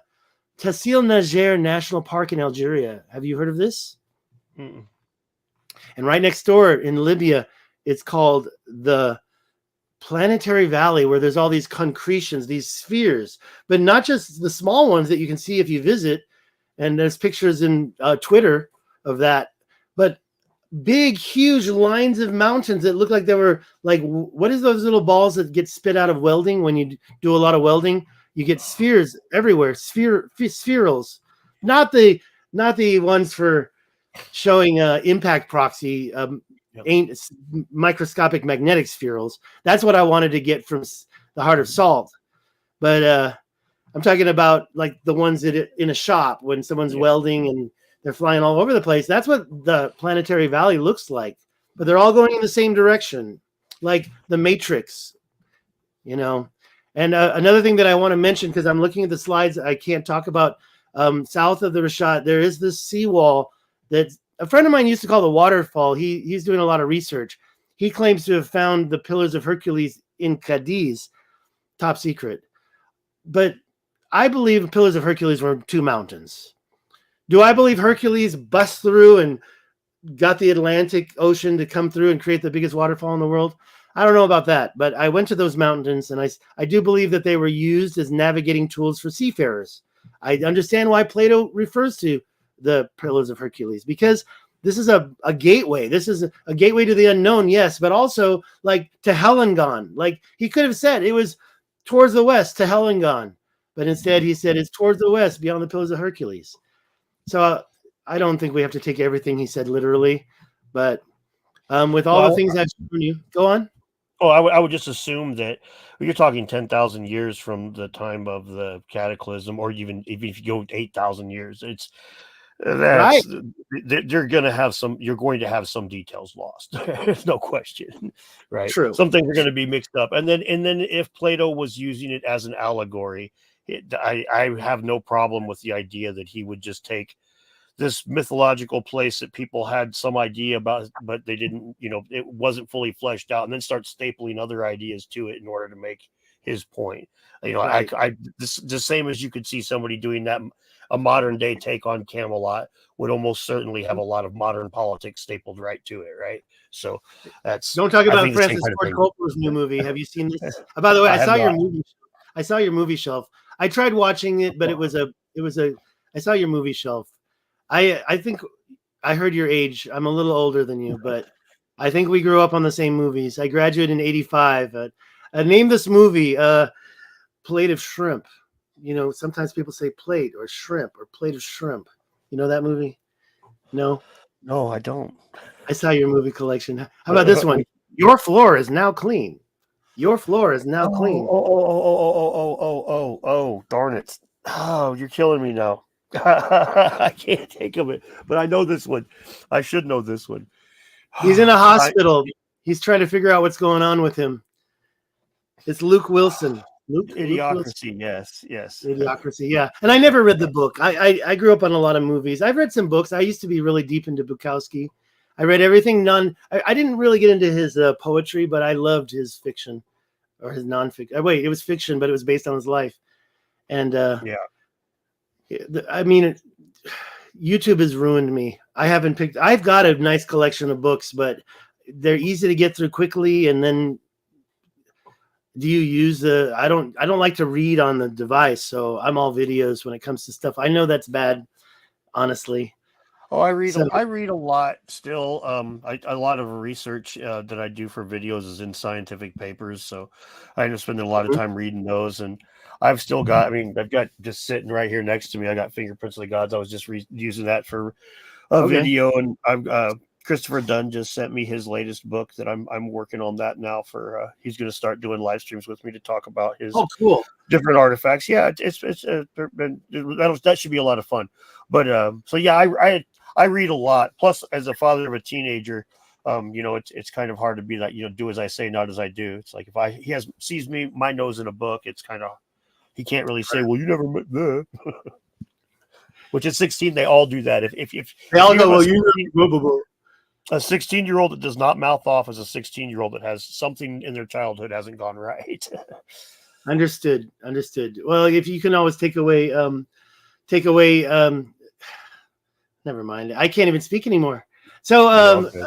was going to say, We you got could 5 minutes, David. So yeah, go ahead, tie up your. Sorry. you could take a 16-year-old to the rishat structure. I would never take a bunch of young children there. I might take a spouse, a wife there. I thought about it after I said it, but she'd really have to want to go. And you know, it's a Muslim country, and Europeans go there all the time. They drive Yeah. just like Josh Sigerson. They drive through Morocco and they get down there and they drive. I've seen some really cool campers down. They're not even campers. They're expedition beasts, and they have like a little vehicle like jacked up and stuck to them. And I don't know, because the people driving look like old women, but they certainly have the equipment to have some fun. I wanted to hook up with those ladies. Yeah, they were European women, you know. So I'm not saying that it's impossible, but you know, there's certain things that why take the risk. I'm not going skydiving. I'm not going bungee jumping. I don't need to do those things. Yeah. It's So it's you know, it's kind of a double thing. The places that he wants to go in the world aren't the same places that, you know, I want to go see pyramids and Easter Island heads and stuff, and he's more wants to go check out the biggest arcades in the world and shit like that. So it's a little bit of a balancing act, and I don't want to bring him to certain places where just where the crime is higher and stuff. It's just not worth it. Mauritania is a very safe country. There are military stops along the road, but all those guys want to do is write down your name and let you go. They're not out to get bribes. And Josh Sigerson mentioned some mines. I believe that was up near the border of Morocco. And of course, they know where those mines are. They've been driving through them for the last however many years. By the way, when you go to Morocco, Western Sahara is part of Morocco. There's just one country. So, I mean, goes to show you what we know here. We have a separation. Western Sahara is a separate country from Morocco. Who is the king of Western Sahara? That I don't know. But in that neck of the woods, it's all one country. So there's things to think about. And Morocco, I'm going back there. It's so beautiful, so cheap. I found a room for $16 a night. You don't find that in Spain. Yeah. So any last minute questions? Anybody in the chat? Oh, I kind of want to scan it, but yeah. What was the one? Hey, honey, you want to go to look at the middle of the desert and look at sand? Yeah, that's not really that type of activity is not going to get anything moist. That's for sure, and the sand is already dry enough. No, I have a girlfriend back in Taiwan. There's no interest in this, and I've been doing the YouTube videos on this topic for like almost 8 years now.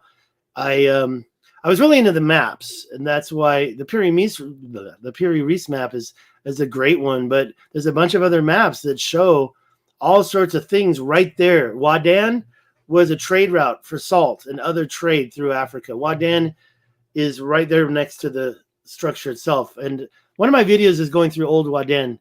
I think it was awesome. I was seeing it for the first time in that video, but the trolls didn't like it. They're like, we see the sheep. Are you showing us sheep? No, I'm not showing you. I changed the name to Watch Until the End to make sure the cool stuff's really at the end. Why do I have to watch until the end? It's a minute-long video. Or why don't you just use your mouse and skip it to the end? I don't know, man. And then, well, where did you get your credentials from? Why am I watching videos? I mean, it's like, dude. Yeah. Yeah, the comment sections are it's like Joe Rogan says it pretty well. Don't read those, man. Just go crazy. Yeah. Well, and that's the problem. That's what shocked me into the person I am today was all that troll tragedy in the beginning. And I still, you know what? Here's a trick. Okay. You can give them your standard answer. And then when they still won't go away, you talk about them in the third person as if you're not talking to them, you're talking about them. They disappear quick. Yeah. And if that doesn't work, and by the way, what Jimmy said about Reddit, I think it was to you. Like if you're on Reddit, don't even use AI because they can figure it out pretty quick. But on my own channel, I've got a few AI responses. Dear AI, please copy, paste, respond to that guy. Make sure he knows he's publicly shamed. No, I don't want to be. I'm not that hurtful person until they start to insult me, and then Anyways, hey. Yeah. Well, yeah. Thanks a lot. We'll go ahead and call it here, David. It is time for me to go get my son to get his ass into bed. But thanks a lot for showing up and explaining a lot of details about the rishat structure there. There's plenty more that I can tell you about. There's plenty of stuff in North America that I can show you that will blow your mind about ancient civilizations I believe existed probably a million years ago. However, please subscribe to my channel, youtube.com/David Stig Hansen. Link is down below. Have a good evening, guys. Thanks a lot. Thank you. Good night. Thank you, Dan. No problem.